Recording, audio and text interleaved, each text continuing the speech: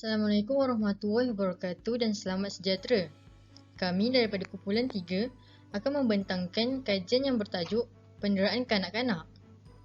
Pertama sekali, saya akan memperkenalkan ahli kumpulan kami yang terdiri daripada 5 orang ahli.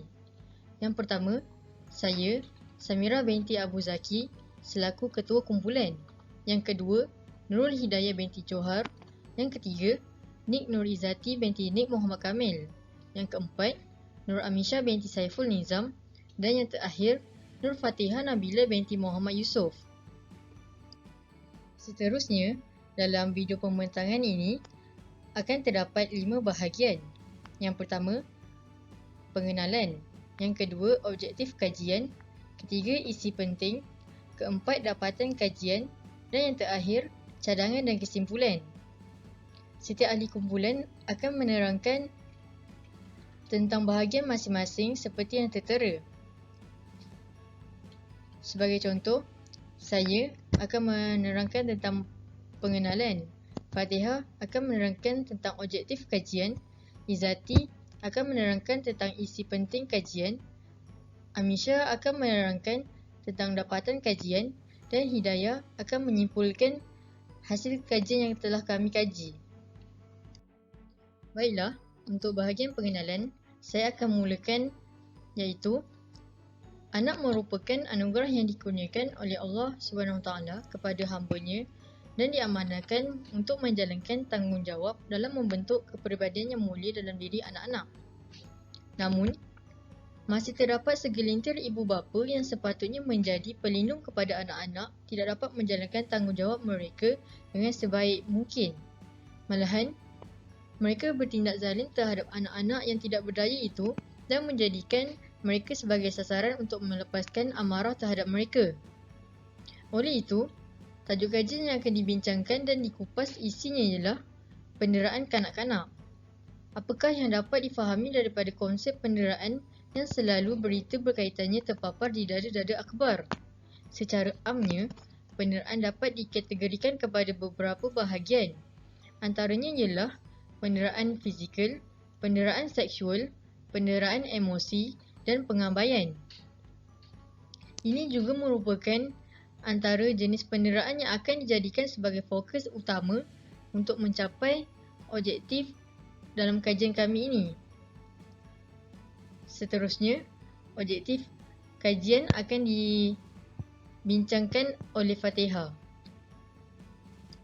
Assalamualaikum dan selamat sejahtera. Saya akan menerangkan tentang objektif kajian. Berdasarkan tajuk kajian yang telah diberikan iaitu penderaan kanak-kanak, terdapat beberapa objektif yang telah kami kaji dalam kajian ini.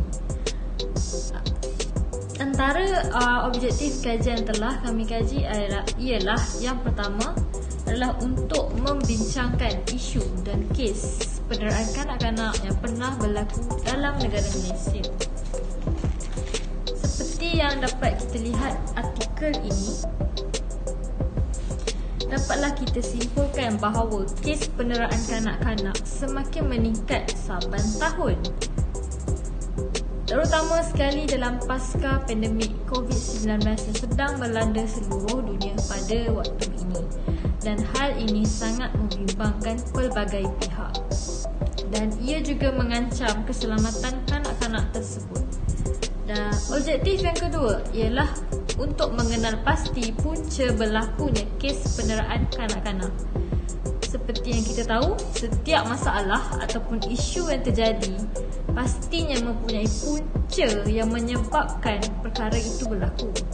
Dan antara punca yang telah kami dapati ialah konflik yang berlaku dalam rumah tangga, pelibatan ibu bapa itu sendiri dalam kes dadah, kesempitan hidup yang dihadapi oleh sebuah keluarga tersebut dan juga kekurangan ilmu agama dalam kalangan ibu bapa. Semua ini merupakan punca yang menyebabkan berlakunya kes penderaan itu berlaku. Dan objektif yang terakhir adalah untuk mengkaji peranan dan tindakan undang-undang yang perlu dikenakan ataupun dijatuhkan ke atas si pendera tersebut. Dan setelah dikaji punca berlakunya kes penderaan itu, kita perlu mengenal pasti pula langkah atau tindakan yang perlu kita ambil untuk membadras kes ini daripada terus berlaku. Dan sebagai contoh adalah dengan meningkatkan kesedaran dan komitmen semua pihak, semua pihak dalam melindungi dalam usaha melindungi kanak-kanak, kerana kanak-kanak inilah yang merupakan pewaris yang akan menerajui negara Malaysia pada masa yang akan datang. Jadi ia merupakan tanggungjawab bersama untuk kita menjaga dan melindungi kanak-kanak ini. Sekurang-kurangnya kita dapat mengelakkan kes ini daripada terus berlaku pada masa yang akan datang. Jadi itu sahajalah objektif yang telah kami dapati dan kami kaji melalui dalam tajuk kajian ini. Sekian, terima kasih. Seterusnya saya akan menjelaskan beberapa isu yang dapat dikupas berdasarkan kes penderaan ini. Berdasarkan statistik, didapati bahawa kes penderaan yang sering terjadi di Malaysia adalah pengabaian, penderaan fizikal dan diikuti dengan penderaan seksual. Pengabaian berlaku apabila ibu bapa atau penjaga gagal untuk menyediakan keperluan asas atau hak asasi kepada anak jagaan masing-masing seperti makanan, minuman, pakaian, tempat tinggal yang selamat dan sebagainya. Seterusnya, penderaan fizikal. Dalam penderaan fizikal, didapati bahawa kanak-kanak lelaki lebih ramai terlibat berbanding kanak-kanak perempuan. Hal ini ada yang mengatakan bahawa sikap kanak-kanak lelaki yang lebih agresif telah mungkin menyebabkan penjaga hilang kesabaran dan seterusnya mengakibatkan penderaan. Dalam isu penderaan seksual pula, kanak-kanak perempuan lebih ramai berbanding kanak-kanak lelaki. Ekoran ledakan teknologi maklumat pada masa kini, bentuk penderaan ini tidak lagi hanya berlaku secara alam nyata, bahkan telah menjadi trend dalam kalangan masyarakat di alam maya. Jadi punca penderaan kanak-kanak ini kebanyakannya berlaku daripada konflik rumah tangga, masalah kewangan dan ekonomi, terlibat dengan kes dadah dan minuman keras, serta kurang didikan agama. Dalam isu konflik rumah tangga, salah faham yang membawa kepada pertengkaran, wujud pihak ketiga dalam perhubungan, serta campur tangan pihak luar dalam membesarkan anak, mungkin akan menyebabkan berlakunya pertengkaran antara ibu bapa atau penjaga. Hal ini seterusnya akan mewujudkan tekanan dalam diri masing-masing, seterusnya dilampiaskan tekanan tersebut kepada kanak-kanak dan berlakulah kes penderaan. Seterusnya terlibat dengan kes dadah dan minuman keras. Seperti yang kita tahu, seseorang yang mengambil dadah dan minuman keras akan menjadi lupa diri dan khayal. Hal ini seterusnya akan menyebabkan ibu bapa atau penjaga lupa akan tanggungjawab dan amanah terhadap kanak-kanak. Seterusnya, ketagihan yang disebabkan oleh dadah dan minuman keras akan menyebabkan penjaga hilang pertimbangan dan perikemanusiaan. Seterusnya, masalah kewangan. Dalam isu masalah kewangan, apabila penjaga menghadapi masalah sebegini, penjaga akan lebih cenderung untuk menidakkan hak kanak-kanak dengan alasan perlu menjimatkan kos perbelanjaan. Selain itu, dengan masa bekerja yang berlebihan akan menyebabkan tubuh badan yang penat. Seterusnya akan menyebabkan penjaga atau ibu bapa berfikiran tidak stabil dan tidak waras, dan dilepaskan kepada kanak-kanak, ekoran tidak dapat mengawal perasaan penat dan marah. Seterusnya, kurang didikan agama. Agama menuntut agar setiap masalah yang dihadapi diselesaikan berdasarkan panduan Al-Quran dan As-Sunnah. Agama Islam juga menuntut agar kita sentiasa melakukan kebaikan sesama makhluk dan meninggalkan perbuatan zalim dan menyakiti antara satu sama lain. Jadi, jika ibu bapa tidak berpengetahuan dalam isu sebegini, kemungkinan untuk menyelesaikan masalah dengan cara yang tidak betul adalah sangat tinggi. Jadi bagi membendung masalah kes penderaan ini, pihak kerajaan telah menjalankan beberapa tindakan bagi membendung masalah ini, seperti melaksanakan dasar perlindungan kanak-kanak, melaksanakan akta kanak-kanak serta mewujudkan talian kasih. Dalam dasar perlindungan kanak-kanak mengandungi pernyataan tentang prinsip perlindungan kanak-kanak yang perlu dipatuhi dan dicontohi. Seterusnya, dasar perlindungan kanak-kanak juga memastikan kanak-kanak mendapat perlindungan daripada pengabaian, penderaan, eksploitasi dan keganasan. Dasar perlindungan kanak-kanak ini menjadi pemangkin kesedaran kepada semua pihak dalam melindungi kanak-kanak. Seterusnya, Akta Kanak-Kanak. Akta Kanak-Kanak diwujudkan pada tahun 2001 dengan menyatukan undang-undang yang berhubung dengan pemeliharaan, perlindungan dan pemeliharaan kanak-kanak. Melalui Akta Kanak-Kanak ini, pasukan perlindungan kanak-kanak telah ditubuhkan di seluruh negara.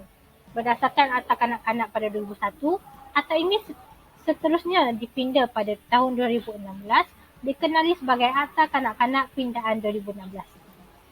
Akta ini diwujudkan bertujuan untuk memaskini akta sebelumnya dan membaik pulih berdasarkan bentuk penderaan yang wujud pada masa kini. Seterusnya, mewujudkan talian kasih. Talian kasih ini diwujudkan sebagai satu talian aduan dan laporan terhadap sebarang bentuk penderaan dan pengabaian terhadap kanak-kanak. Talian ini dapat diakses melalui dua cara, iaitu melalui talian bebas tol pada nombor 15999 atau melalui aplikasi WhatsApp kepada nombor 0192615999. Talian ini beroperasi selama 24 jam setiap hari. Itu saja daripada saya. Daripada kajian yang telah dilakukan mengenai kes penderaan ini, kami mendapati penderaan ini berlaku dalam banyak aspek, iaitu penderaan secara fizikal, seksual, emosi, mental ataupun sebarang bentuk tindakan yang boleh memudaratkan kanak-kanak. Menurut kajian, telah berlaku peningkatan dalam kes penderaan ini. Telah direkodkan sebanyak 3,875 kes penderaan telah berlaku dalam tempoh sehingga September 2020. Manakala menurut Jabatan Kebajikan Masyarakat pula, sebanyak 2,040 kes telah direkodkan pada Januari sehingga April 2021. Menurut kajian yang telah kami lakukan, banyak faktor yang mendorong berlakunya kes penderaan ini. Antara faktor utamanya ialah berlaku konflik rumah tangga dalam sesebuah keluarga. Ini adalah kerana mungkin disebabkan oleh kehadiran orang ketiga dalam sesebuah hubungan. Maka tercetuslah peperangan antara dua pihak, iaitu pihak ibu dan bapa. Disebabkan itu, mereka pun melepaskan marah dan dendam kepada anak-anak kerana tidak boleh berfikiran secara matang. Di sini, kita dapat lihat bahawa pengawalan emosi amatlah penting dalam menyelesaikan sesuatu masalah. Seterusnya, masalah ekonomi atau kewangan. Masalah ini menyebabkan mereka bertindak secara agresif terhadap anak-anak. Tambahan pula, kos sara hidup yang lebih tinggi terutamanya dalam pandemik COVID-19. Ramai pekerja yang telah hilang punca pendapatan dan terpaksa mencari alternatif lain demi mencari sesuap nasi. Ini menyebabkan mereka lebih tertekan untuk menyelesaikan masalah yang mereka hadapi. Akan tetapi, banyak usaha yang telah dilakukan oleh pihak-pihak yang bertanggungjawab. Dasar Perlindungan Kanak-Kanak Negara telah meningkatkan kesedaran dan komitmen pelbagai pihak untuk melindungi kanak-kanak sebagai tanggungjawab bersama. Bukan itu sahaja, pihak kerajaan dan swasta juga telah menyediakan banyak tempat perlindungan sebagai rumah sementara agar mereka rasa dilindungi dan lebih semangat dalam menjamin masa depan mereka. Kerana mereka inilah yang akan mentadbir negara kita pada masa akan datang. Memberikan beberapa carangan untuk mengelakkan penderaan berlaku ke atas kanak-kanak. Yang pertama ialah ibu bapa boleh memilih taska tabika atau tadika yang berdaftar kerana mereka mempunyai pengasuh atau penjaga kanak-kanak yang berdaftar dan terlatih. Seterusnya, ibu bapa boleh mendidik anak-anak tentang disiplin dari rumah. Bab kata pepatah, lentur buluh biarlah dari rebuhnya. Terusnya, ibu bapa boleh menetapkan had peraturan yang sesuai mengikut tahap perkembangan kanak-kanak. Sebagai contoh, ibu bapa boleh seterusnya ialah sekiranya anak-anak mereka berusia 10 tahun ke atas dan mereka boleh menarik balik kemudahan atau menarik balik gadget-gadget untuk sementara waktu sebagai pengajaran kepada anak-anak supaya ibu bapa tak membuatkan anak-anak ini terlalu manja. Seterusnya ialah tidak terlalu tegas dengan anak-anak. Ibu bapa boleh mendatangkan tekanan emosi yang terlampau ke atas anak-anak apabila ibu bapa terlalu menekankan pendidikan yang sangat tegas. Kanak-kanak itu tidak terlalu pandai dalam akademik, ibu bapa boleh mencongkil bakat mereka dalam kemahiran. Terusnya ialah mengajar anak-anak untuk melaporkan gangguan seksual. Seterusnya ialah mengambil atau memilih tindakan yang betul atas kesalahan anak-anak. Ibu bapa tidak seharusnya terus menghukum anak-anak itu dengan memukul, membantai. Dia lebih akan melawan kalau ibu bapa terus menghukum dengan cara membantai, merotan. Mereka tidak akan mendapat lesson from that. Seterusnya ialah pihak kerajaan boleh menyediakan persekitaran yang selamat dan kondusif untuk anak-anak. Sebagai contoh, di kawasan permainan, kerajaan boleh membaik pulih dan memberi papan tanda kawasan permainan mengatakan bahawa tidak boleh merokok dan tidak boleh melakukan perkara-perkara yang tidak baik di kawasan permainan kerana kanak-kanak ini mereka akan belajar di sekeliling, mereka akan belajar benda yang di sekeliling mereka. Mereka akan adapt, mereka akan belajar apa yang mereka nampak di sekeliling mereka. Seterusnya ialah peka dengan keadaan sekeliling.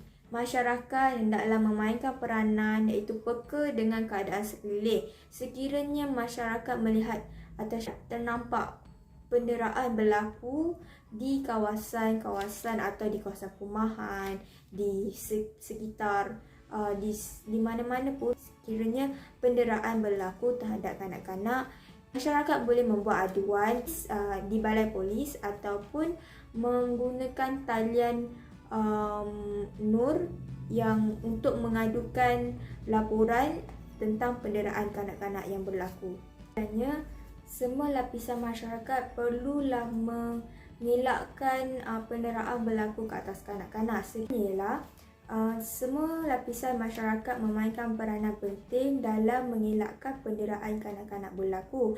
Hal ini demikian kerana kanak-kanak merupakan permata negara yang berkualiti untuk kemajuan negara. Mereka adalah generasi yang akan datang yang akan memajukan negara Malaysia.